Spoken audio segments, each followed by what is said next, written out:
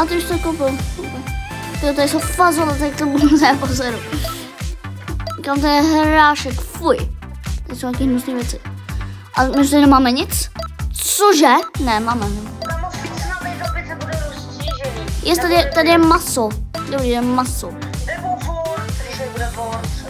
Chybí nám poslední, což je dairy. A máme to jinak. Ty kokos, to bylo fakt rychlý. Taky doufám. Nebo druhý patro. Bylo dobrý. Jo, kamu druhý patro je byl nejlepší, ale plně, kamu to by se miloval. Dělej, my potřebujeme birthday cake.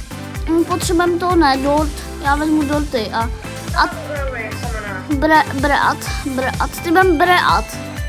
Tady u toho. Tady jo, já vezmu Já jsem vzal birthday cake.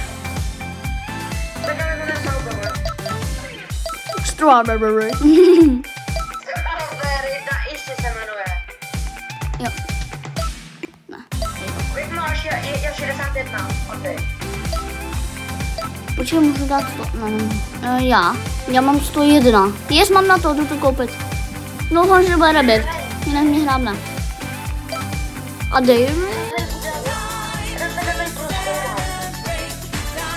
Jo, počkej, tak si tajkun, train